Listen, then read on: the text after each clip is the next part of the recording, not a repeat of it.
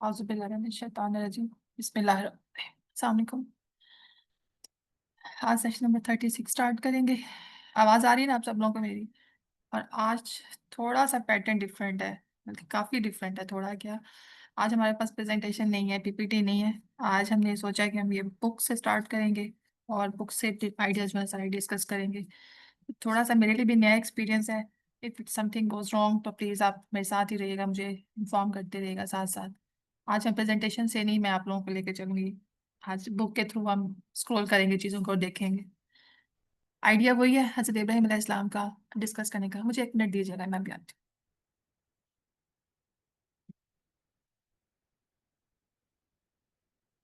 तो हज़रत इब्राहीम का अभी तक हमने 2 सेशन कवर किए हैं। जो पहला सेशन था ना हमारा, उसमें हमने इंट्रो दिया था हज़रत इब्राहीम अलैहिस्सलाम का, आपकी पैदाइश, हालात व वाक़यात, तारीख़, हिस्ट्री, वो सब हमने एक्सप्लोर की थी ना।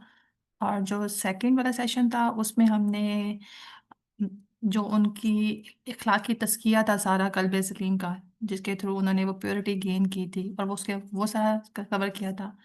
आज जो है हज़रत इब्राहीम अलैहिस्सलाम को हम एज़ ए इमाम इंसानियत के तौर पे देखेंगे, as a leader of the humanity. It could be a political concept, कुछ भी एनीथिंग। एज़ अ इब्राहीम अलैहिस्सलाम को जो पूरी दुनिया के 3 बड़े मज़ाहिब हैं, वो अपना फ़ादर मानते हैं, अपना बाप मानते हैं, तो व्हाई इज़ इट सो ना? इसको हम आज डिस्कस करेंगे इंशाल्लाह। मुझे खुद भी थोड़ी-सी उलझन हो रही है क्योंकि मुझे प्रेज़ेंटेशन से करने की आदत है, वो बड़ी प्रिसाइज़ होती है। तो आज बुक के थ्रू है तो थोड़ा-सा आप लोगों को शायद वो डिले का फैक्टर महसूस होगा, बट इट्स ओके। अम, हज़रत इब्राहीम अलैहिस्सलाम का जो वाक़या है, अगर आप हमने जैसा पढ़ा है, आपने देखा है कि हज़रत इब्राहीम से पहले हज़रत लूत, और उससे पहले हज़रत सालेह, और उससे पहले हज़रत हूद, 3 बड़े अंबिया जो है ना वो हम देख चुके हैं। और इन तीनों का मतलब वो जो 5 से कहते हैं उलुल अज़म अंबिया कुरान पाक में, ये उनके अंदर आते हैं। सो किताब के बारे में मैं एक थोड़ा-सा इंट्रोडक्शन दे दूँ। ये किताब जो है मुझे इंटरनेट से ही मिली थी, आप लोगों को भी मिल जाएगी। मैंने लिंक भी छोड़ी हुई है आप सब लोगों के लिए। किताब के जो इंपॉर्टेंट पैराग्राफ्स हैं ना, बस मैं वो आप लोगों के साथ शेयर करूँगी और उस पे डिस्कस करेंगे। ओपन डिस्कशन है, there is no hard lines, anyone can rays a hand any time. आज बहुत फ्री सेशन है, मैं बिल्कुल हसल-बसल के मूड में नहीं हूँ। जस्ट रेज़ योर हैंड्स और हम बस बातचीत करते हैं, ठीक है? सो जो मिल्लत इब्राहिमी है ना, ये मिल्लत इब्राहिमी क्या है और इसका आजकल की इस दुनिया के समय में क्या फ़र्क आ रहा है, बस इसको समझने की कोशिश करेंगे आज इंशाअल्लाह ताला कि इमामत का और मिल्लत इब्राहिमी का कंसेप्ट क्या है, और कुरान पाक के इसके कंसेप्ट से देखेंगे इंशाअल्लाह ताला। हुँ।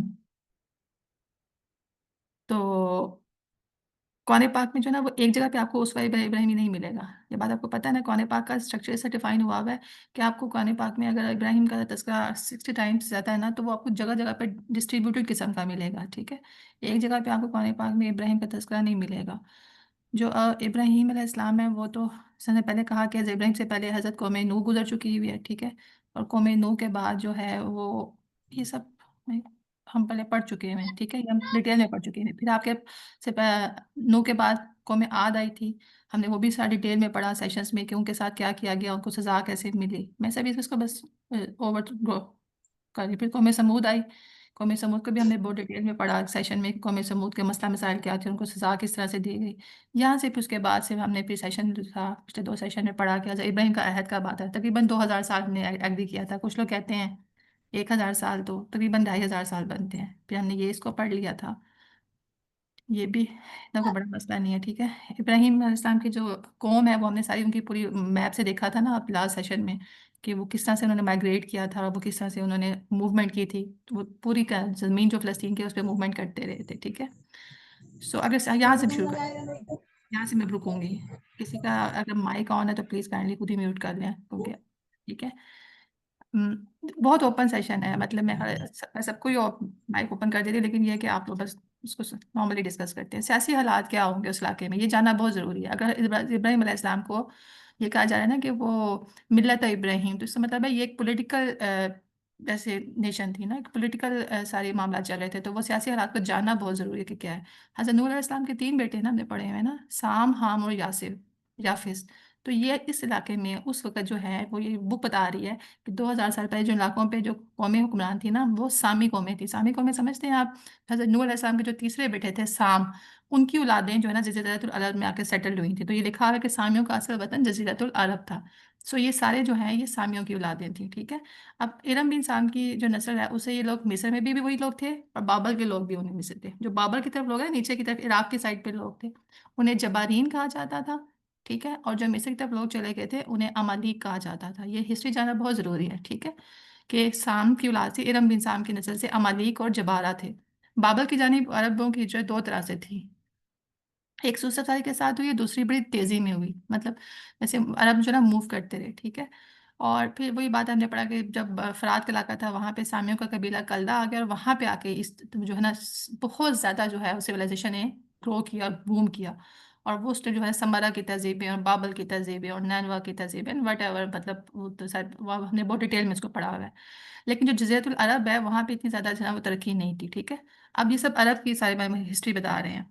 تو عرب میں جو ہے نا وہ کہتے ہیں، شام میں کہتے ہیں کہ عرب بھی طویل عرصے سے رہائش پذیر تھے، اور ان کی موجودگی وہاں تقریباً 2500 سال سے تھی۔ تو نبی پاک نے جو بار بار شام کی طرف اشارہ کیا نا، تو شام کی جو مطلب اس لیے بھی امپورٹنس ہے کہ شام میں عرب بنیادی طور پہ بہت پہلے سے آباد تھی، جو عربی نسلیں ہیں، اور اسی وجہ سے بہت سی آپ کو حدیث میں شام کی اہمیت سے بھی پتہ چلے گا کہ اینڈ آف ٹائم میں شام کی کتنی امپورٹنس ہے۔ تو آپ اس کو آپ جو ہے نا وہ سمجھ سکتے ہیں کہ عرب جو ہے وہ کس طرح سے پھیلے ہوئے تھے ہر جگہ پہ۔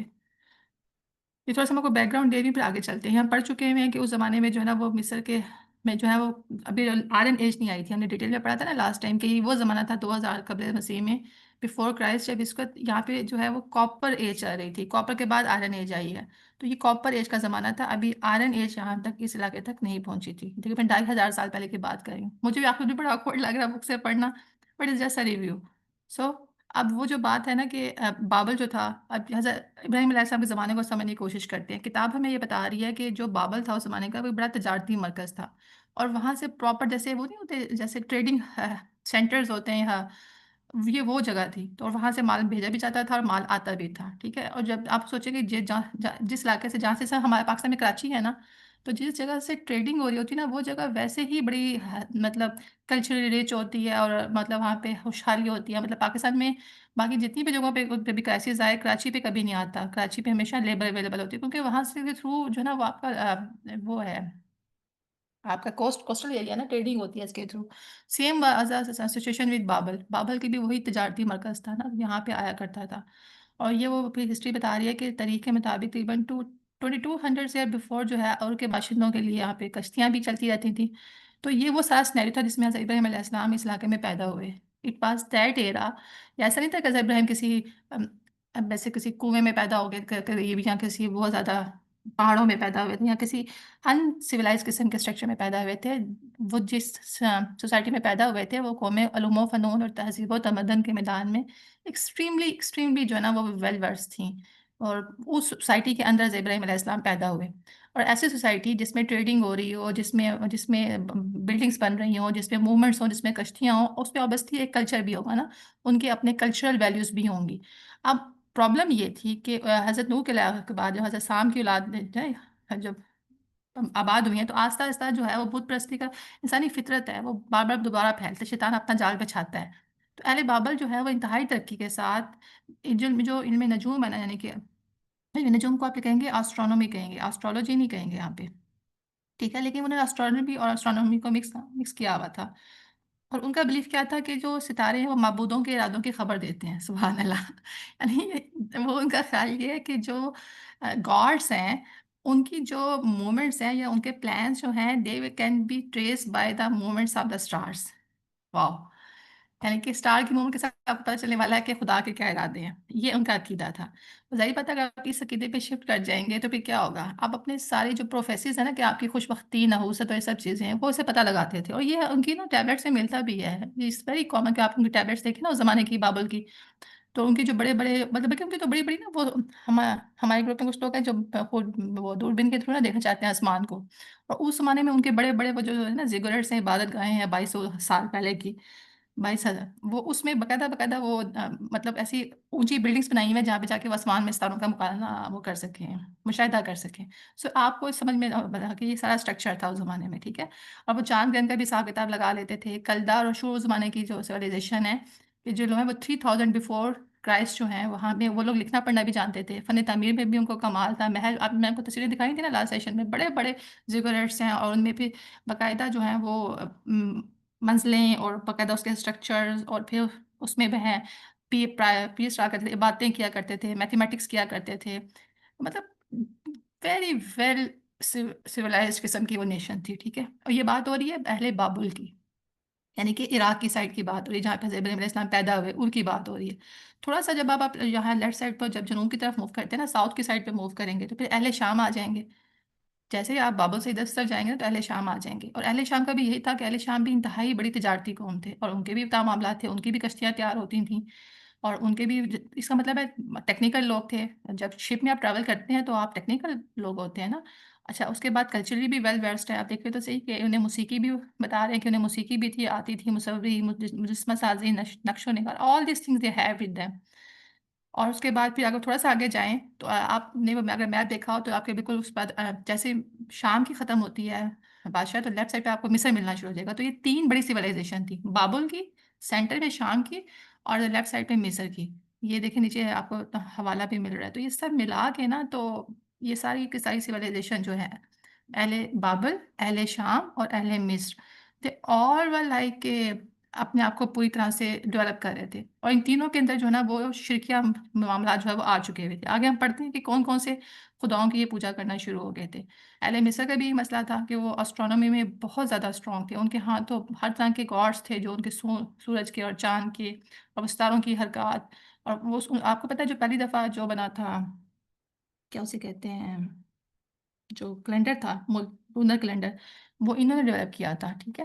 اور ان کے خیر کلچرل مس بھی تھے. خیر یہ آج کا ٹاپک نہیں ہے. میں جانا چاہ رہی ہوں مذہبی صورتحال کے اوپر. مذہبی صورتحال اگر ہم دیکھیں یہاں پہ، تو عبادت جیسے میں نے کہا نا کہ چونکہ وہ بڑے امپریس تھے اسٹار سے، تو most of the time they're worshipping the stars, ٹھیک ہے. اور قرآن پاک میں اس کو بھی بڑی ڈیٹیل میں اور صراحت سے بتایا گیا. آگے ہم اس کو پڑھتے ہیں. قرآن پاک میں جو ان کو صابین کہتے تھے، یہ وہ قوم صابین جو ہے وہ ایسا عقیدہ تھا جس میں اسٹارس کے ساتھ یا کواکب کے ساتھ جو ہے نا وہ خدا مانتے تھے، ٹھیک ہے. انہیں صابین کہا جاتا تھا. قرآن پاک میں جب یہود و نصارہ کا تذکرہ کیا گیا تو صابین کا تذکرہ بھی کیا گیا. پتہ نا آپ کو یہ بات؟ قرآن پاک میں تین بڑے جو مذاہب ہیں، یہود و نصارہ اور صابین. اب صابین کسے کہتے ہیں؟ صابیہ کہتے تھے کہ ہمیں اللہ تعالیٰ کی ذات اور اس کے امر و نواحی کی معرفت کے لیے ایک واسطے کی ضرورت ہے، لیکن ضروری ہے کہ یہ واسطہ روحانی ہو، اس لیے روحانی واسطہ ہی پاکیزہ ہوتا ہے.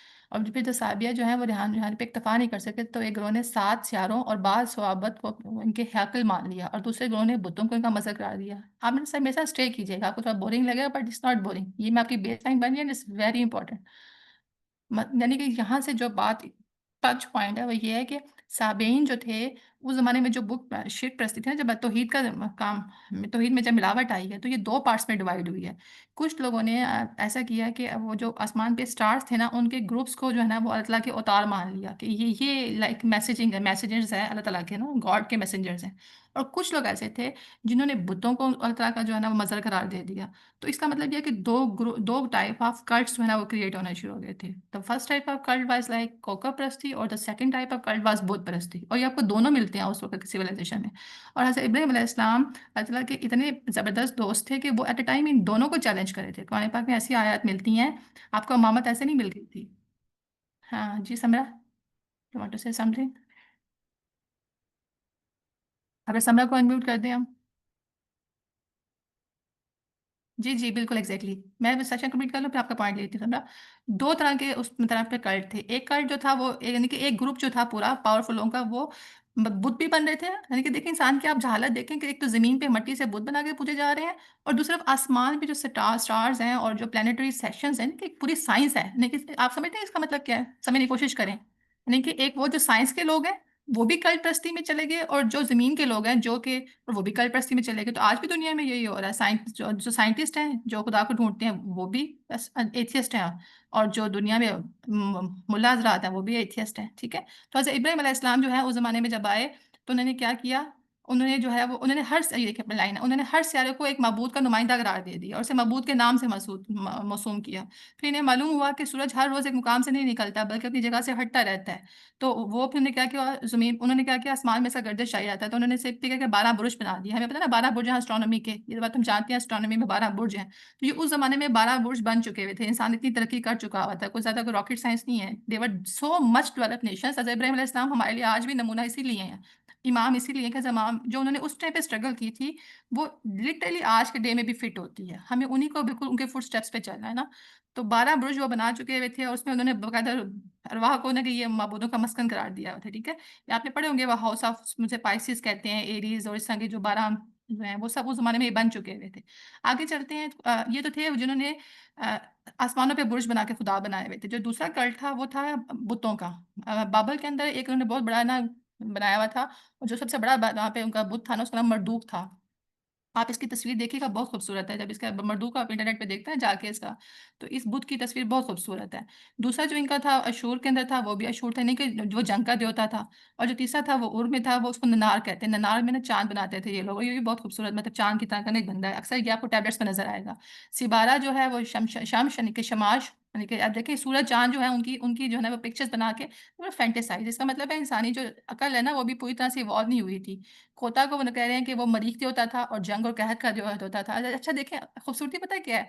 خوبصورتی یہ ہے کہ اسٹارس دین آپ کے جو ہے وہ یہاں کے سورج اور ستارے اور پھر اس پر آپ کے جو ایموشنز ہیں نا آپ کے ایموشنز ہیں جیسے آپ کا محبت، جنگ، قہر، جو جس سے انسان ایموشنلی ٹرامیٹائز یا ایموشنلی انسان امپریس ہو سکتا ہے، آپ کی جو سائیکولوجیکل ہے وہ سارے فیکٹرز ڈال کے انہوں نے ان خداؤں میں فٹ کر دیے تھے. تو اٹ واز کوائٹ کمپلیکس کہ ان کے سائیکولوجیکل چیزیں بھی آپ کو جیسے چیلنج کرنی ہے، آپ کو ان کی سائنس کو بھی چیلنج کرنا ہے اور آپ کو ان کے کلٹس کو بھی چیلنج کرنا ہے. سو دے ور لائک 3 تھنگس جو ان کو اینی سچویشن ان کو حضرت ابراہیم کو چیلنج کرنی ہوں گی نا امامت کے لیے اگر ہمیں پتہ چل جائے. ٹھیک ہے. تو اہل شام کا بھی یہ مسئلہ تھا کہ اہل شام شروع میں موحد تھے. ٹھیک ہے. اور بعد میں اپنے معبود کو بول کہتے تھے یعنی کہ ایک خدا کہتے تھے. لیکن وہ بس شروع میں توحید اپنی پیور فارم میں ہوتی ہے، پھر آہستہ آہستہ اس کی نا حالت بگاڑ دیتے ہیں. پاکستان میں بھی یہی ہو رہا ہے آج کل. تو وہ رب کو من چاہی صورتوں میں پیش کرنے لگے. ٹھیک ہے. افلاک نجوم کو خدا بنا لیا، معبودوں کی بیویاں بنا لی، دیویوں کے شوہر بنا لیے انہوں نے، اور پھر ایسا مجسمے تیار کیا. مطلب وہ آپ دیکھیں اس کے بعد پھر ایک اور بھی چیز بھی تھی کہ یہ مذہبی لوگوں کا ایک مسئلہ ہوتا ہے کہ as soon as they get powerful نا تو پھر یہ سوسائٹی کو نا بلیک میل کرتے ہیں. اللہ معاف کرے بٹ اٹ از سو. یہ اس زمانے میں بھی ہو رہا تھا، یہ آج بھی ہو رہا تھا. ہم اپنے آس پاس یہ جو ملا سوری لیکن جو کچھ ایسے کلٹس ہوتے ہیں جہاں پہ لیڈیز کو جو ہے نا وہ کیا جاتا ہے، انگیج کیا جاتا ہے اور لیڈیز کو جو ہے وہ آئی ڈونٹ نو آپ جانتے ہوں گے ویڈیوز میں دیکھتے ہوں گے. تو یہ اس زمانے میں بھی ہوتا تھا کہ لیڈیز وہاں پہ باقاعدہ جو ہے وہ ڈیڈیکیٹڈلی سرو کی جاتی تھیں 2500 سال پہلے کہانوں کے لیے. اور بہت سے ایسے آپ کو موویز بھی ملیں گی جہاں پہ ویسے دکھاتے ہیں جی کہ ایک جوان لڑکی کو باقاعدہ یا لیڈیز کو باقاعدہ سرو کیا جاتا تھا اور ڈیڈیکیٹ کیا جاتا تھا قربانی کے طور پہ تاکہ خدا خوش ہو جائیں. اور وہ بڑی رسپیکٹڈ خواتین ہوا کرتی تھیں. تو یہ کلٹ تو انسان کا اس زمانے میں بھی چلا آ رہا ہے. مطلب عورت جو ہے نا ہمیشہ سے نا ایک سمجھ لیں ایک استحصال یا ڈونٹ نو پتہ نہیں کیا کیا کیا کہیں اس کو ایسا نیچر کہ عورت استعمال ہوتی رہی ہے. اب آگے اگر چلیں تو رولنڈ کہتا ہے کہ مذہب کے معاملے میں مصری بہت بے وقوف اور احمق واقع ہوئے تھے. یہاں بتوں کی کثرت تھی، ان کے درمیان یہ کون لائنیں لگا رہا ہے بھائی، طبقات اور مراتب تھے. ٹھیک ہے. اور بتوں کا اگر مصر کی تہذیب دیکھیں نا تو مصر ہم کو پڑھیں کیونکہ حضرت ابراہیم علیہ السلام نے بابل میں پیدا ہوئے، پھر آپ نے شام میں ٹریول کیا اور پھر آپ مصر تک گئے. حضرت حاجہ سے جو آپ کی شادی ہوئی نا وہ مصر میں جا کے ہوئی تھی. تو یہ 3 بڑی سیولائزیشن تھی جس کو حضرت ابراہیم السلام لنک اپ اور جنگ مت کرے تھے نا، کنیکٹ کر رہے تھے آپس میں. تینوں سیولائزیشن کو حضرت ابراہیم علیہ السلام لنک اپ کر رہے تھے. میں پھر ریپیٹ کرتی ہوں بابل کی، شام کی اور سائڈ پہ مصر کی. تو مصر والوں کا بھی یہ مسئلہ تھا مور اور لیس دے ور آن سیم کلٹ. ان کے بھی وہی مسئلے تھے.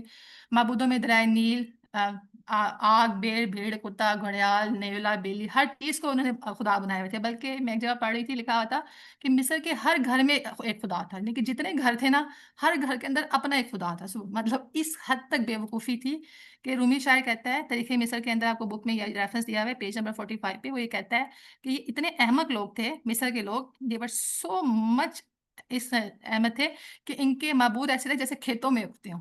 ان کے معبودوں کی اتنی کثرت ہو گئی تھی مصر میں کہ حد بھی کوئی نہیں تھی. ہر انسان کا اپنا خدا تھا. مطلب جتنے مرضی خدا بنائی جاؤ اور ان کے ساتھ کری جاؤ. ٹھیک ہے. تو یہ تو حد ہوگی نا. اب آپ نے پوری ایک آئیڈیا لے لیا کہ جس زمانے میں حضرت ابراہیم علیہ السلام دنیا میں تشریف لائے، اللہ نے ان کو بھیجا. یہ وہ زمانہ تھا جب ایک پوری ایرا ہزاروں کلومیٹر کا ایریا تھا اور یہاں پہ اس طرح کے معاملات تھے. اچھا تھوڑا سا نا پولیٹیکل اسٹرکچر بھی دیکھ لیتے ہیں. In terms of political structure جو تھا نا وہ آبادی 3 طبقوں کی. اور یہ پاکستان میں دنیا میں آج بھی ہوتا ہے. ہمیشہ ایک ورکنگ کلاس ہوتی ہے جس کو لوور مڈل کلاس، بلکہ لوور مڈل نہیں کہیں گے، لوور مڈل کلاس کہیں گے نا، جو جس کو غلام کہا جاتا ہے. پھر دوسرے ہوتے ہیں یہ اپر مڈل کلاس کہلائی جاتی ہے، جو آج بھی ہمارے اسٹیٹس کو کا جو کلچر ہے. اور یہ لوگ کیا ہوتے ہیں؟ سائنٹسٹ ہوتے ہیں، کلچر انجینئرز ہوتے ہیں، فارمرز ہوتے ہیں، گروورز ہوتے ہیں. اور بیسکلی یہ بیک بون ہوتے ہیں کہ سوسائٹی کے جو مشکینوں ہوتے ہیں نا، یہ سوسائٹی کی بیک بون ہوتے ہیں. And then the last one, جسے ایلیٹ آف دا ایلیٹس کہا جاتا ہے نا، اونچے طبقے کے لوگ، انویسٹرس، کلٹس، ملاز، بیوروکریٹس اینڈ اسٹیبلشمنٹ، اسٹیبلشمنٹ بھائی لوگ. So all of them combine جو ہے یہ اوپر کے ٹیئر میں آتے ہیں. سو وہاں اس زمانے میں وہاں بھی یہی ہو رہا تھا. اس زمانے میں بھی حضرت ابراہیم علیہ السلام کے زمانے میں بھی کوئی ڈفرنٹ اسٹرکچر نہیں تھا پولیٹیکل. یہی اسٹرکچر اسٹیبلش تھا کہ 3 طرح کے آپ کے اسٹیٹس کو جو ہے نا وہ تھے. اور اس میں سب سے جو مظلوم طبقہ تھا نا وہ آپ کا یہی تھا، غلام طبقہ. اور پاکستان میں تو الحمدللہ 25 میں سے کوئی میرے خیال میں 24.5 کروڑ غلام طبقہ ہے. باقی 50 لاکھ ہی ہوگا جو اوپر سے سب کو اوور رول کرتا ہے. اور پوری دنیا میں آپ یہی ہو رہا ہے. سو حضرت ابراہیم اسلام بادشاہ کو زمین کا خدا، ٹھیک ہے، بادشاہ کو زمین کا خدا، رب اور حاکم مطلق سمجھا جاتا تھا. اور آئی تھنک میرے خیال میں آج کل ہم امریکہ کو سمجھتے ہیں کہ بادشاہ ہے زمین کا. میرا خیال ایسے ہی ہے. کاہن انہیں معاشرے میں بلند مقام حاصل تھا، جس طرح سے آج کل کے پوپ ہیں، یہ جو باتیں کہیں یا جو بڑے بڑے جو پریسٹ ہیں، یہ جو کہہ دیتے ہیں تو پوری کی پوری قومیں جو ہے نا ان کے پیچھے لگ جاتی ہیں. مطلب جو پوپ کہہ دے گا وہی کام ہوگا. ادھر سے جو ہے وہ سعودی عرب سے فتویٰ آ جائے گا، وہی کام ہوگا. سو ایک چیز مناپلی کی یا برین اسٹارمنگ کی یا برین کو کسی ری اورینٹ کرنے کا جو ایک ہے نا طریقہ، ایون پاکستان میں بھی ایسا ہی ہے. جو اسلامی نظریاتی کونسل سے جو آپ کو جو ایک مل جائے گا، you have to follow it. کہ جی وہ تو اسٹیمپ لگے نا مذہبی، آپ کو ایک وہ اسٹیمپ دے دی جاتی ہے، سرٹیفکیٹ دے دیا جاتا ہے کہ یہ not your concern, it's our concern, آپ بس کو فالو کریں. سو اس سے ہم کہیں گے کہن تھے. کہن پروفیسی میں تھے. پھر فوج ہوتی ہے، فوج کا اپنا ایک معاملات ہوتے ہیں. پھر عوام تھی. اور عوام میں کون کون سے لوگ تھے؟ کاریگر، کسان، چرواہے، بڑھئی اور ملا. ٹھیک ہے، یہ ان کا اسٹرکچر تھا سارا. چلتے ہیں آگے. آپ لوگ کہہ رہے ہوں کہ میں آپ کو اتنا بور کیوں کر رہی ہوں، بٹ یہ ضروری تھا سب لوگوں کو بتانا. اب ہم آتے ہیں حضرت ابراہیم علیہ السلام کی ہم اوپر، کہ آپ کی نام و نسب ہم نے پڑھا تھا نا. حضرت ابراہیم علیہ السلام کا نام ابراہیم تھا. ابرا کا مطلب ہے فادر، اور حام جو ہے مین 2 کلموں سے مرکب ہے. اب کا مطلب ہے باپ، اور رحام کا مطلب ہے بڑی تعداد.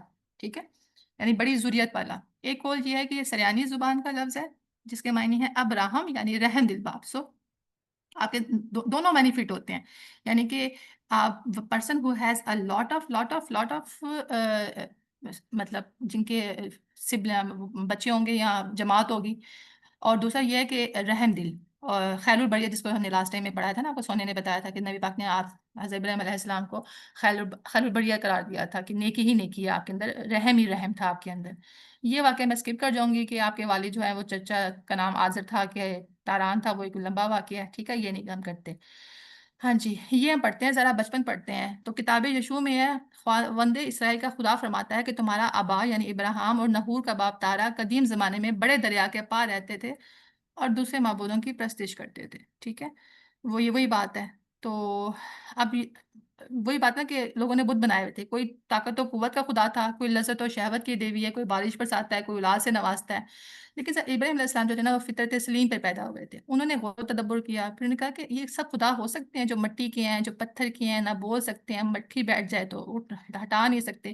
سو دس واز دا انوائرمنٹ جس میں جب وہ حضرت ابراہیم علیہ السلام پیدا ہوئے نا، اپنے دائیں بائیں انہوں نے ہر طرف جو ہے وہ بت دیکھے. تو پھر انہوں نے اس پہ کریٹیکل تھنکنگ اسٹارٹ کی، اسٹارٹ کوشچننگ دس تھنگ. خیر تو یہ روایت ہے، اس کا ثبوت کوئی نہیں ہے، پر کتاب میں یہ روایت لکھی ہوئی ہے. انہوں نے ماں سے پوچھا کہ آپ کا رب کون ہے؟ ماں نے کہا کہ تیرا باپ. پھر باپ کا رب کون ہے؟ انہوں نے کہا نمرود. نمرود کا رب کون ہے؟ تو ماں نے ڈانٹ کے چپ کرا دیا. پھر ابا جی آئے، ابا جی نے پوچھا تو ابا جی نے کہا بیٹا ایسے سوال نہیں کرنے، مطلب بس کریٹیکل تھنکنگ کو اسٹاپ کر دو. ہم بھی یہ کرتے ہیں، ساحل بھائی کہتے ہیں نا اپنے بچوں کی کریٹیکل تھنکنگ کو اسٹاپ کر دیتے ہیں. سو یہ وہ ڈائلاگ ہے جو ابراہیم ان کے باپ کے درمیان ہوا. ٹھیک ہے، ایک اور ڈائلاگ بھی ہے. ابراہیم 7 سال کا تھا تو خدا کی جستجو کرنے لگا. سو ایک دن اس نے اپنے باپ سے کہا ابا آدمی کس سے بنا؟ تو احمد باپ نے جواب دیا آدمی نے، کیونکہ تجھے میں نے بنایا ہے اور مجھے میرے باپ نے بنایا ہے. تو ابراہیم نے جواب دیا ابا ایسا تو نہیں ہے، کیونکہ میں نے ایک بوڑھے کو رو رو کے کہتے سنا ہے اے خدا تو نے مجھے بچے کیوں نہ دیے. اس کا امیزنگ.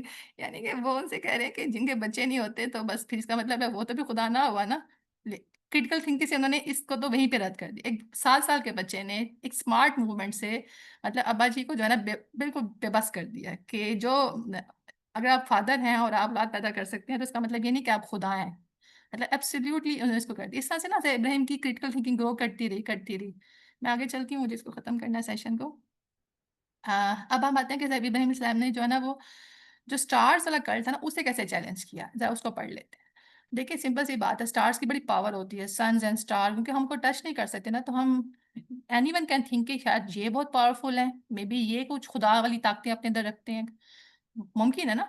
लेकिन सिंपल सी बात है, आपके नज़दीक खुदा का कंसेप्ट क्या है? अभी मेरे नज़दीक खुदा का कंसेप्ट ये है, मेरा अल्लाह ऐसा होना चाहिए जो हर वक़्त मेरे पास होना चाहिए। मतलब मैं मुझे ऐसा अल्लाह चाहिए ही नहीं जो अपने टाइमिंग्स का पाबंद हो, जो कभी आए और कभी जाए। मतलब ये मेरी थिंकिंग है। तो हज़रत इब्राहीम अलैहिस्सलाम ने उस थिंकिंग को पहले ही जो है ना हमें बता दिया था कि उन्होंने जब देखा कि सूरज अपनी मर्ज़ी से आता है, अपनी मर्ज़ी से जाता है, ठीक है?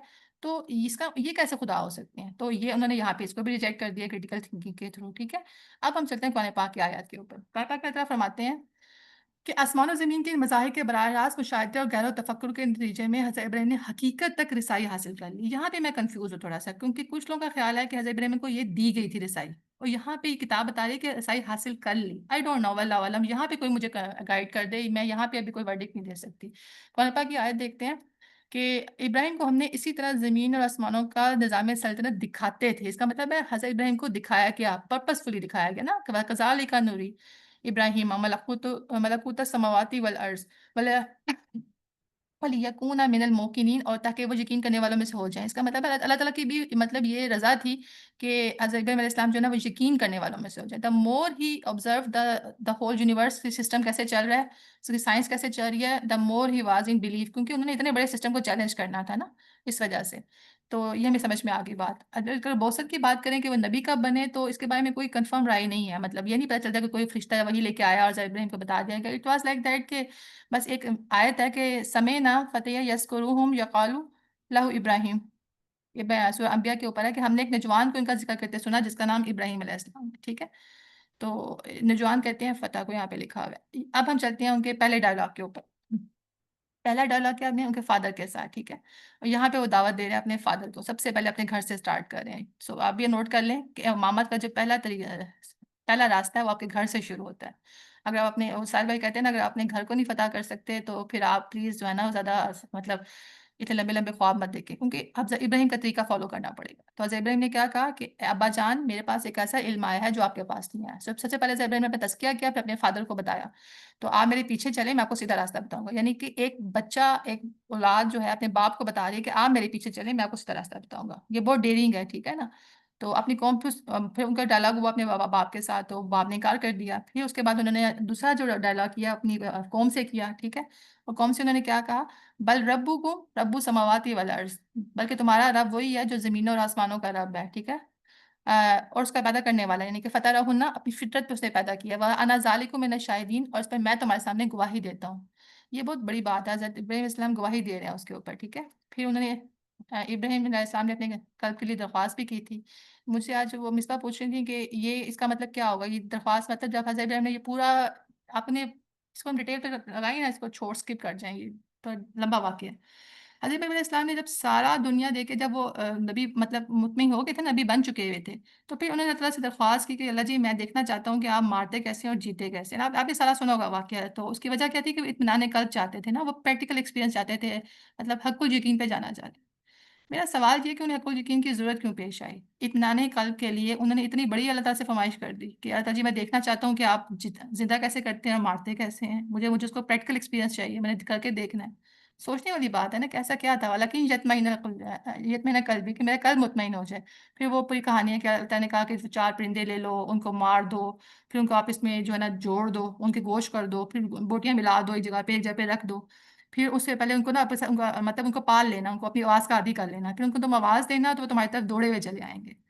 सो ये बहुत ही इंटरेस्टिंग कहानी है, मैं इसकी डिटेल में नहीं चाहिए, आप कुरान पाक से ज़रूर पढ़िएगा, सूरह बकरा की ये आयत है कि हज़रत इब्राहीम अलैहिस्सलाम ने वो जो एक्सपीरियंस था ना, मौत और हयात का, वो कैसे किया। तो वो 4 परिंदे लिए, फिर वो ज़िंदा हो गए, ठीक है? मैं इसकी ना उसमें जाती मैं इसकी जो इसकी डीप रूटेड साइंस है ना, मैं आपको वो डिस्कस करना चाहती हूँ। तो पहला पहला पॉइंट क्या है? पहला पॉइंट ये है कि हज़रत इब्राहीम अलैहिस्सलाम को पता था कि क़यामत आनी है, उनको रिज़रेक्शन पे यकीन था। It was not an issue कि उनको ये डाउट था कि हमें पैदा भी या मरना भी कैसे होना है, ठीक है? हज़रत इमाम राज़ी ने इस पे बड़ी डिटेल डिस्कशन की। उनका पॉइंट ऑफ व्यू ये है कि इन्हें क़यामत के ऊपर शक नहीं था। मसला सिर्फ़ ये था कि वो शरह सदर और इत्मीनान क़ल्ब के ख़्वाहिशमंद थे, ठीक है? इसका मतलब है शरह सदर जो है ना, वो एकदम से नहीं आ जाता कि आप रात को सो के उठेंगे और सुबह आपको ईमान मिल चुका होगा। इट्स अ ग्रेजुअल प्रोसेस, इत्मीनान क़ल्ब वाला, ठीक है? आप लोग मेरे साथ ही हैं, ये सब सो गए हैं मुझे लगता है ऐसे, क्योंकि मैं बहुत फ्लो में जा रही हूँ इस टाइम। تو اطمینان قلب جو ہے نا وہ کب ہوتا ہے جب آپ اس کو ایکسپیرینس کر لیتے ہیں، ٹھیک ہے؟ مثال کے طور پہ جب آپ حضرت ابراہیم علیہ السلام جب اس کو ایکسپیرینس کر لیا تھا نا، کبھی آپ کے اوپر انٹیوشن کے مومنٹس آئے ہیں جیسے آپ ایک چیز کے بارے میں سوچ رہے ہو اینڈ دین سم تھنگ کچھ ہوتا ہے، سڈنلی اللہ تعالیٰ کی رحمت آتی ہے اور آپ کو اس چیز کے بارے میں سب کچھ کرسٹل کلیئر ہو جاتا ہے. A moment comes in your life but یہ ایک دم سے نہیں آتا، یہ ذہن میں رکھیں، یہ کوشش سے آتا ہے، یہ آپ کو اسٹرائیو کرنا پڑتا ہے، آپ کو سوچنا پڑتا ہے، سم ٹائم اوور تھنکنگ بھی کرنی پڑتی ہے اور پھر دعا کرنی پڑتی ہے، پھر آپ کو نا شک ہوتا ہے اور آپ کنفیوژن میں ہوتے ہیں اور پھر اچانک سے کوئی بھی ہوتا ہے، آپ کوئی بھی بات کر لیں، آپ کو اس بات کی ساری حقیقت پتہ چل جاتی ہے، ٹھیک ہے؟ تو یہ وہی شرح صدر ہوتی ہے، اطمینان قلب ہوتا ہے، جس میں آپ کی کوشش بھی میٹر کر رہی ہوتی ہے اور اللہ تعالیٰ کی مرضی بھی میٹر کر رہی ہوتی ہے، کیونکہ اللہ تعالیٰ کی مرضی کے بغیر تو آپ کی کوشش بھی میٹر نہیں کرتی نا. تو یہ وہی سچویشن تھی، ٹھیک ہے؟ میں اس کے آپ کو سائنس بتانا چاہتی ہوں، سائنس کیا تھی. اچھا، سائنس پہلی تو بات یہ تھی کہ جو یہ کہا گیا تھا نا کہ 4 پرندے لے لیں، تو 4 پرندے کا مطلب تھا 4 سمتیں، مطلب چاروں سمتوں سے ہر طرف سے آواز ہے، پہلی بات. دوسری بات یہ تھی کہ آواز پہ کیوں آئے کہ انہوں نے پالا اور منوس کر کے رکھا، یہ مطلب یہ تھا کہ آپ کو پتہ چل جائے کہ یہ میرے ہی پالے ہوئے پرندے تھے نا، پہلی بات. دوسری بات پھر تیسری بات یہ تھی کہ یہ کہا گیا کہ ہر پہاڑ پہ ایک پرندے کا ایک پارٹ رکھنا ہے، مطلب پہاڑوں کے اوپر نا الگ الگ گوشت رکھ دو، ٹھیک ہے، ایک ایک جز رکھ دو. تو اس کی کیا سائنس تھی؟ اس کی یہ سائنس تھی کہ جو مالک ہے نا ان کے بعد پہ جو زندہ ہو گئے تھے، قیامت کے دن جو اللہ کے حکم سے مردے ہیں نا وہ بھی اسی طرح ہی زندہ ہوں گے، ٹھیک ہے؟ کہ جس طرح پرندے اپنے مالک کی آواز پہ زندہ ہو گئے، آپ کو پتہ نا قیامت کے دن سور پھونکا جائے گا، پہلے سور پہ سب کی جو ہے نا وہ وفات ہو جانی ہے اور دوسرے سور پہ ہماری ریزریکشن ہو جانی ہے. سو بیسیکلی مفسرین یہ کہتے ہیں کہ یہ جو بندہ قیامت کے دن کو ویژولائز کرنا چاہتا ہے نا، the way we will be dead and then the way we will be resurrected, یہ جو پورا واقعہ نا حضرت ابراہیم علیہ السلام کا، یہ اس کو بالکل صحیح طریقے سے جو ہے نا ایکسپلین کرتا ہے. مطلب ڈٹو آپ سمجھے کہ وہ آپ کو تمثیل چل رہی ہے، ٹھیک ہے؟ کہ آواز دی گئی، پھر آواز سے مردے سے حضرت ابراہیم کی آواز پہ مردہ زندہ ہو گیا، تو قیامت کے دن اسی طرح سور کی آواز سے ہم سب اٹھ جائیں گے. آپ سوچیں کس حد کا ہمیں یقین چاہیے نا. ہمیں اگر یہ یاد آ جائے کہ میں نے مر جانا اور میں نے اٹھ جانا، تو میں کہتی ہوں سب دنیا میں مسئلہ ہی کوئی نہ رہے، ہر بندہ ہاتھ جوڑ جوڑ کے دوسرے کا حق دے رہا ہو، ٹھیک ہے؟ حضرت ابراہیم اس قسم کا اطمینان قلب چاہتے تھے کہ میں وہ ایکسپیرینس کر لوں جو قیامت کے دن ایکسپیرینس ہونا ہے نا، اس کو انہوں نے دنیا میں ہی ایکسپیرینس کر لیا تھا. آپ سوچیں ان کا ایمان کس لیول پہ جو ہے نا وہ شوٹ کر گیا ہوگا، مطلب ایسے سیدھا ورٹیکلی شوٹ کیا ہوگا، ایکسپونینشلی شوٹ کر گیا ہوگا نا. ایک بندہ جس نے لائف اور زندگی اور موت کو اپنی آنکھوں کے سامنے کریٹ ہوتے دیکھا ہو، احیائے موتی کو اس نے ایز اے ڈرامٹکلی تھریٹکلی اپنے سامنے دیکھا ہو، اپنی آنکھوں سے دیکھا ہو، تو آپ کو کیا لگتا ہے وہ پھر موت سے ڈرے گا بندہ؟ سوال ہی پیدا نہیں ہوتا. احیائے موتی کی تمثیل دیکھی نا حضرت ابراہیم علیہ السلام نے. سو یہ میٹر کرتا ہے اور اللہ تعالیٰ ہمیں بھی توفیق دے. ان جیسا ایمان تو خیر کہاں سے آئے گا. آپ میرا پوائنٹ سمجھتے ہیں کہ حضرت ابراہیم کو امامت کے منصب پہ لانے سے پہلے، دعوت دینے سے پہلے حضرت ابراہیم علیہ السلام کو تیار کیا گیا تھا. آپ نے دیکھا تیار کیسے کیا گیا؟ پہلا کیسے تیار کیا گیا؟ اپنے فادر سے مکالمہ. دوسرا کیسے تیار کیا گیا؟ اپنی قوم سے مکالمہ. تیسرا کیسے تیار کیا گیا؟ دنیا آسمان و زمین کے مظاہر پہ غور و خوض، خاموشی کے ساتھ. ہم لوگ ہر وقت جو دوستی یاری اور ٹائم ویسٹنگ میں پڑے رہتے ہیں نا، اس سے ہم سمجھتے ہیں کہ ہم آئنسٹائن بن جائیں گے، تو یہ نہیں ہونے والا، ٹھیک ہے؟ So I would request all of you. جی مصباح پلیز، کوئی مصباح کو انمیوٹ کرے گا؟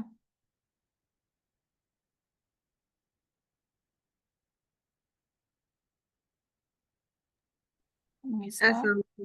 ہاں جی ہاں جی. کر دیا ان کو انمیوٹ.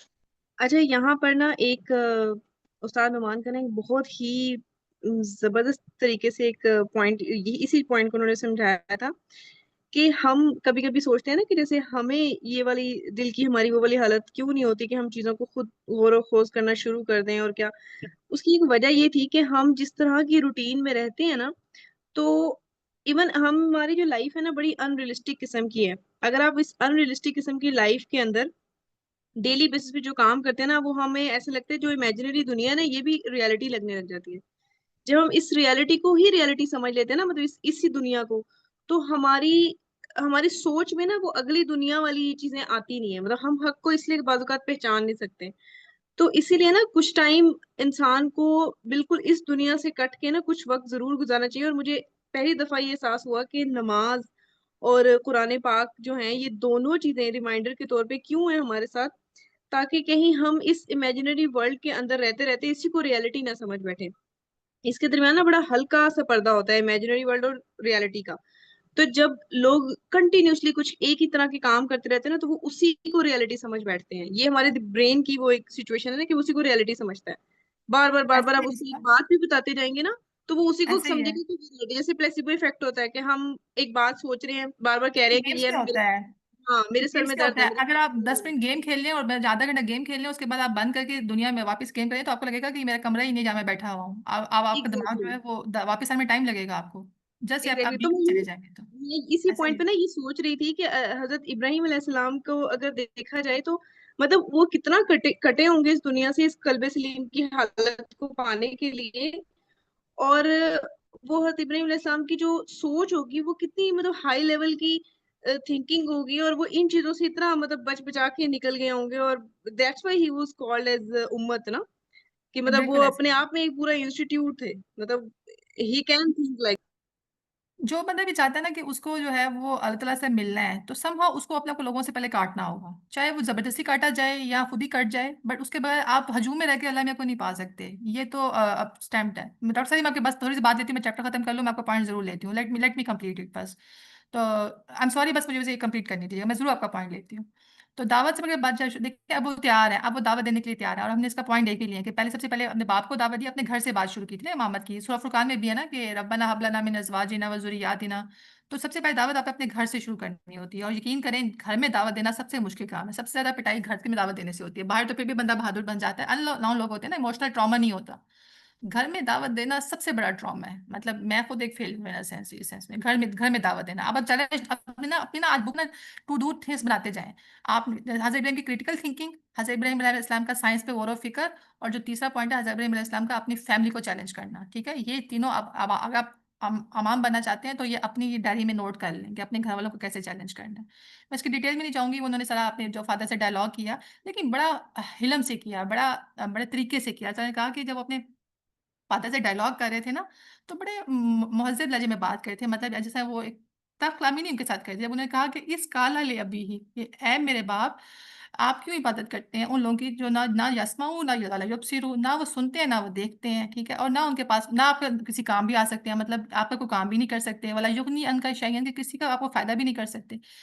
ऐ अब्बा जी, मेरे पास वो इल्म आया जो आपके पास नहीं आया। या अब देखिए, आप वो ना मैं पढ़ी थी कि कोई कह रहा था कि इस पे आप गौर करें, कितनी कितनी मिठास है ना, कि हर बात में अभी ही या आबाती, मेरे वाले जा अब्बा जी अब्बा जान, मतलब मेरे अब्बा जी। The way he was addressing his father was very पोलाइटफुल। मतलब ये नहीं था कि वो इलम की वजह से उनके दिमाग में कोई अकड़ आ गई थी, बीइंग अ नबी वो ये नहीं कह रहे थे, लेकिन थे बड़े स्ट्रेट फॉरवर्ड कि इलम मेरे पास है। ठीक है, और नबी पाक सल्लल्लाहु अलैहि वसल्लम को भी खुल के अजीम पे यही कहा गया कि आपने भी क्रिस्टल क्लैरिटी के साथ मैसेज कन्वे किया, लेकिन अपने अखलाक को मेंटेन करते हुए। और यकीन करें, ये एक और बड़ा चैलेंज है, अपनी नोटबुक में ये चैलेंज भी मेंटेन कर लें। मैंने अक्सर नोट किया कि जब आप बहुत सच्चे होते हैं ना, तो आपके लहजे में तलखी होती है, और इवन मेरे भी ऐसे ही होता है। फिर आप कहते हैं यार, मैं ये गधा मेरी बात सुन क्यों नहीं रहा ना, मैं इतना सच बोल रहा हूँ और इसके फायदे की बात कर रहा हूँ, तो वो हमारे लहजे की सख्ती से दूसरा बंदा भाग जाता है। तो ये जो मैसेज है, इसको परसीव कर लें कि सूरह मरियम की जो आयत में बता रही है कि जब आपने अपने घर वालों को मैसेज कन्वे करना है, तो with a very soft tone, with a very, आल तो इनकार कर देंगे, रिजिस्ट करेंगे, but you have to be very soft. ठीक है, मैं आपको सीधा रास्ता बताऊंगा, बस इसमें इतना ही इंपॉर्टेंट बात थी। उन्होंने बाप का पूरा अदब महफूज रखा, अपनाइए से समझाया, अंदाज़ तखाबुब से मोहब्बत थी। ठीक है, और सर लेकिन आगे से फादर ने क्या किया, फादर ने कहा कि काला अरागीबु अंता अन आलिहाती या इब्राहिम ने पूरा फादर ने बकायदा नाम लेके कहा कि इब्राहिम तुमने बाज नहीं आना, क्या तू मेरे माबूदों से फिर गया है, और अगर तू बाज ना आया ना तो मैं तुझे पत्थर मार देने हैं। ठीक है, ला अर्जुमन्ना कहा, मैं तुम्हें संसार कर दूंगा ना, वह अर्जुनी में अमलिया, और बस तू हमेशा के लिए मुझसे अलग हो जा। मतलब ये है जो फादर्स की टोटल ब्लैक मीनिंग होती है कि आग कर दूंगा। यानी मुझे हंसी आ रही थी कि जो जो हम आजकल के ज़माने में भुगतते हैं ना, पॉलिटिकली या फैमिली अब्यूज़, वो सब हज़रत इब्राहीम ने भुगता हुआ है। ठीक है, कि पहले वो कह रहे हैं कि तू मेरे माबूदों से फिर गया तो मैं तुझे पिटाई करूंगा, और पिटाई से तो बाज आया तो तुझे मुझसे अलग कर दूंगा। और अलग भी दो तरह का बताया है इसमें, रजम के मानी है संसार करने और कत्ल करने के। ठीक है, और बुरा भला कहने के। और आजुर्नी मलिया का मतलब यहाँ पे दो मीनिंग्स है। एक तो ये कि मैं तुझे मेरे से कहते हैं कि मेरी आंखों से दूर हो जाओ, कहते हैं ना, कमरे से निकल जाओ, या तो वो यानी कि टेम्परेरी मेरी आउट ऑफ साइट हो जाओ, या फिर ये कि यहाँ से मूव कर जाओ, मतलब ये जगह ही छोड़ दो ना, इस इलाके को ही छोड़ दो। तो आजुर्नी जो है ना, यहाँ पे दो मीनिंग में आएगा, पार्शली या टेम्परेरी मूवमेंट, और ये दूसरा है परमानेंट मूवमेंट। मलिया की तफसीर मुफस्सिर ने दो तौजीह की हैं, तवील अरसे तक के लिए दफा हो जाओ मेरे सामने से, या फिर ये कि महफूज हो जाओ और आउट ऑफ माई साइट हो जाओ। ठीक है, अच्छा ये पहला पार्ट था। दूसरा पार्ट था कौम को दावत देने का। फादर के बाद जो मायूस हुए तो फिर वो कौम में चले गए।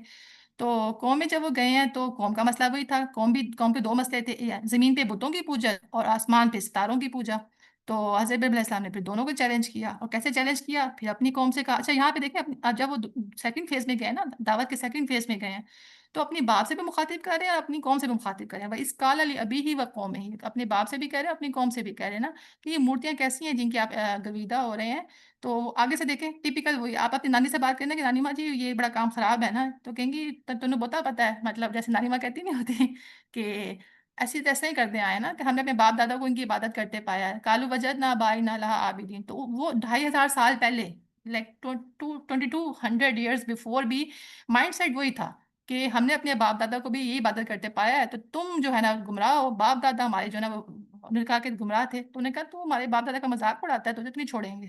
آپ کو پتا ہے نا بدتمیز بچہ مشہور ہو جاتا ہے جو جو چیلنج کر دے، جو تھاٹس کو چیلنج کر دے آج کل، سب سے پہلے اس پہ بدتمیزی کا چیلنج لگتا ہے. ٹھیک ہے، تو دلال کا مطلب یہاں پہ بدتمیزی ہے یا گمراہی بھی کر لیں. ایسے ویسے بیسکلی اس کو نا دلال کو استاد نعمان نے بڑا اچھا بتایا تھا. انہوں نے کہا تھا دلال کا مطلب کنفیوژن بھی ہوتی ہے کہ if some one is confused, اسے مطلب کنفیوز ہے، اسے رائٹ رانگ کا پتہ ہی نہیں چل رہا، تو وہ بھی دلال کی کیٹیگری میں آئے گا. اور یہ بڑی خوبصورت ڈیفینیشن ہے، کیونکہ میرا خیال ہے کنفیوژن کا ورڈ جتنا آج فٹ ہوتا ہے نا ہم پہ، شاید کبھی بھی فٹ نہیں ہوتا تھا. ہم کنفیوز ہوتے ہیں all the time. We have got many options and we don't know کہ رائٹ کیا رانگ کیا ہے. تو ایسی سچویشن میں کو ہم کنفیوز کہیں گے، دلال کہیں گے قرآن پاک کے مطابق. یہ دوسرا ڈائلاگ ہوا. ٹھیک ہے، تو انہوں نے پھر اسے کہا کہ تم جو یہ پوچھتے ہو یہ تمہیں کیا کرتی ہیں؟ تو انہوں نے کہا کہ ینفعونکم اور یضرون، کہ تمہارا کوئی فائدہ بھی نہیں دیتی.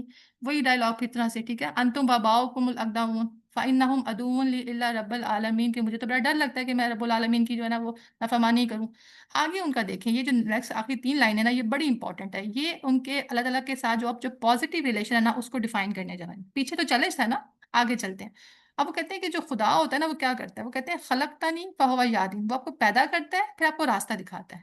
یعنی کہ خدا ایک ایسی اینٹی ہو گئی، ایسی ذات پاک ہے جس نے آپ کو پیدا کرنا ہے، پھر اس نے آپ کو ہدایت دینی ہے، پھر اس کے بعد اس نے آپ کے کھانے پینے کا بندوبست کرنا ہے. والذی ہوا یطعمنی یطعمنی و یسقین، کھلاتا پلاتا ہے آپ کو. پھر جب آپ کی باڈی میں کوئی چینج آتا ہے، آپ کسی کرائسس میں جاتے ہیں، مریض بنتے ہیں، تو وہ شفا بھی اسی کی طرف سے ہوتی ہے. اب یہ مریض کے لیے بھی آپ سمجھ لیں، I would take it like کہ یہ سائیکولوجیکل مرض بھی ہو سکتا ہے، it could be physical pain بھی ہو سکتا ہے نا. مطلب دماغ کا پین تو آئی تھنک باڈی کے پین سے کئی گنا زیادہ ہوتا ہے. جو سائیکولوجیکل آپ کے کرائسز ہوتے ہیں وہ فزیکل کرائسس سے زیادہ پینفل ہوتے ہیں، کیونکہ دماغ محسوس کرنے کا حال ہے، کانشیسنیس آپ کی اگر آپ تباہ برباد ہے تو پھر کیا فرق پڑتا ہے. ٹھیک ہے، اور پھر والذی یمیتنی ثم یحیین، اور وہ ایسا خدا ہے جو پیدا بھی کرے گا اور مارے گا بھی. یعنی کہ سارے خیالات جو ہیں حضرت ابراہیم علیہ السلام ایک ایک کر کے جو ہے نا، مطلب ایک بندہ امامت کے منصبے پہ جا رہا ہے تو آپ دیکھیں اس کی کس طرح کلیئرٹی دیکھیں کہ وہ اپنی قوم سے بات کیسے کر رہا ہے اس زمانے میں. وہ توحید کا جو پورا کنسیپٹ ہے نا، کیسے انہوں نے ڈیفائن کیا ہے کہ آپ نے کسی کو کیسے بتانا ہے کہ خدا کیا ہے. خدا وہ ہے جو آپ کو پیدا کرے گا، آپ کو ہدایت دے گا، آپ کے کھانے پینے کا بندوبست کرے گا، آپ کے کرائسس کو ٹھیک کرے گا، پھر آپ کو پیدا مار دے گا، پھر دوبارہ اٹھائے گا. ریزریکشن کا concept, the day after life کا کنسیپٹ، سما یوجی، یہاں پہ آگے جو ہے نا آفٹر لائف کا کنسیپٹ شروع ہوتا ہے. ٹھیک ہے، اور اس کے بعد یہاں تک نہیں ہے بلکہ آخر میں بھی وہی بادشاہ خدا ہے نا کہ ان یغفر لی خطیئات یوم الدین، کہ جب اس کے بعد یہاں کی کہانی ختم ہو جائے گی and then I will be ری ایگزیکٹڈ، تو دوبارہ زندگی بخشے گا، اور میں امید رکھتا ہوں کہ روز جزا وہ میری خطا کو معاف بھی کر دے. سبحان اللہ. مطلب سچ اے بیوٹیفل آیا. ایک آیت کے اندر، ایک آیت ہے زیادہ آیت ہے، میرے خیال میں زیادہ آیات ہے، بٹ کس قدر خوبصورتی سے واضح کیا ہے انہوں نے کہ ایک خدا کو ہونے کے لیے میرا خدا کیسا ہونا چاہیے. میرا خیال ہے میرا اپنا خدا بھی ایسا ہی ہونا چاہیے نا. اس کے علاوہ مجھے اپنے اللہ میں کیا چاہیے ہوگا؟ کوئی اور کسی اور کو خدا میں کوئی اور خوبیاں چاہیے تو مجھے ضرور بتائیے گا کہ اس کے علاوہ ایک خدا کیسا ہوگا. ایک خدا کو ایسا ہی ہونا چاہیے نا. تو یہ ڈیفینیشن ہے، یہ دعویٰ کے لیے آپ بھی استعمال کر سکتے ہیں. اگر آپ نے کسی سے کاؤنٹر آرگومنٹ کرنا ہو نا کسی ایتھیسٹ سے، تو اس سے بہتر آیت ہو نہیں سکتی. ٹھیک ہے، ہم آگے چلتے ہیں، اس میں ختم کروں گی. ایک اور موقع پر حضرت ابراہیم کی دعوت جو ہے وہ کن الفاظ میں آ رہی ہے، وہ از ابراہیم، اور جب ابراہیم نے کہا. دیکھیں اللہ تعالیٰ نے ہم کو اپنے دوست کہا ہے، کتنے پیار سے کتنی خوبصورتی سے ان کا نام لے کے ان کو بلاتے ہیں نا. وہ ابراہیم، اور ابراہیم نے کہا اپنی قوم سے تم اللہ کی عبادت کرتے ہو کرو اور وتقوا سے ڈر جاؤ نا. اچھا تقوا جو ہے نا وہ ہمارے ڈسکس کر رہے تھے کہ جو تقوا یا متقین کا لفظ ہے نا یہ بہت خوبصورت ورڈ. مجھے نا اپنے علماء کرام سے شکوا ہے، لٹرل میننگ بتا بتا کے نا بچپن سے میری آدھی زندگی ضائع کر دی انہوں نے. مطلب اصل میں یہ ورڈ تھے بہت ہی سائیکولوجیکل اور کرسٹل کلیئرٹی کے ورڈ تھے. تقویٰ جو نکلا ہے نا وہ کانشیسنیس کے ساتھ اٹیچ ہے. آپ پوائنٹ سمجھ رہے ہیں میرا؟ جو بندہ گاڈ کانشیس نہیں ہے نا، دماغ سے سوچ، مطلب ٹھیک ہے اب ہم بچے تھے اللہ میں بہت بڑا ہے، وہ بچہ پوچھ رہی تھی کتنا بڑا ہے، کمرے سے بڑا ہے. نہیں ایسا نہیں ہے، بس اللہ میں کہتی بہت بڑا. اللہ میں نظر آتا ہے؟ نہیں اللہ میں نظر نہیں آتے. بس یہ اللہ میاں تھا بچپن سے نا میرا. بٹ تقویٰ کا مطلب یہ کہ میں کانشیس ہوں کہ لائف میں میرے آس پاس میری ہر چیز गॉड ड्रिवन है ना, तकवा कॉन्शियसनेस है, यानी कि मुत्तकीन जो होते हैं ना वो गॉड के बारे में जिस तरह से जनरली आप माँ बाप के बारे में कॉन्शियस होते हैं ना, अपने बहन भाई के लिए कॉन्शियस होते हैं, अपनी वाइफ्स के लिए कॉन्शियस होते हैं, आप हर रिलेशन में कॉन्शियस होते हैं ना कि इस रिलेशन को मैंने ऐसे डील करना है। तो जो गॉड कॉन्शियस होते हैं वो फिर उस कॉन्शियसनेस के साथ अलग अलग अप्रोच करते हैं, that is what you call तकवा। तो तकवा की डेफिनेशन इससे खूबसूरत नहीं हो सकती। और ये जो हम डर ना, डर देखा आपने, डेफिनेशन देखी ये, तकवा और खुदा से डरो, और डर डर नहीं होता, तकवा कॉन्शियसनेस होती है, ठीक है। इन्नमा ताबुदूना मिन दुनिल्लाहि ओसाना व तखलुकूना इफ्का, जी वो तुम बोलते हैं, तुम एक झूठ गढ़ रहे हो ना, एक झूठ क्या मतलब है, साइकोलॉजिकली तुम अपने को फ्रेब दे रहे हो, ठीक है। इन्नमा ताबुदूना मिन दुनिल्लाहि ओसाना व तखलुकूना इफ्का इन्नल्लज़ीना ताबुदूना मिन दुनिल्लाहि ला यमलिकूना लकुम रिज़्क़न, कि जो तो तुम खुदा के साथ उनकी परस्तिश करते हो ना, वो तुम्हें रिस्क नहीं दे सकते, रिस्क का इख्तियार नहीं है। अल्लाह से रिस्क मांगो और उसकी बंदगी करो, उसका शुक्र अदा करो, उसकी तरफ तुम पलटाए जाने वाले हो, ठीक है। आप देखें यकीन के बाद जो है ना, अब उस पे बताया जा रहा है कि पलटना भी ना अल्लाह ताला की तरफ है। मेरा ख्याल है इसका बस कर दें, बहुत ज़्यादा हो गई है। सेशन को नेक्स्ट टाइम कंटिन्यू करेंगे, सवाल जवाब शुरू कर देते हैं, क्या ख्याल है मिसबा? ये बहुत ज़्यादा कंटेंट हो गया आज के लिए। मिसबा है यहाँ पे? उमर भाई, एनीवन, या मैं कंटिन्यू करूँ? ठीक क्या है, मैं मैंने एक सबके माइक मेरा ख्याल है ओपन बस प्रेस करते कर हैं। सकते हैं। या जी, बस कर देते हैं। बस कर देते। आप उसको भी, आप डॉक्टर सबके सादिक कुछ कहना माइक चाहें? ओपन है, हैंड रेस करके आप उनसे रिकॉर्डिंग क्लोज करनी है। ठीक कर दें फिर। और सबसे पहले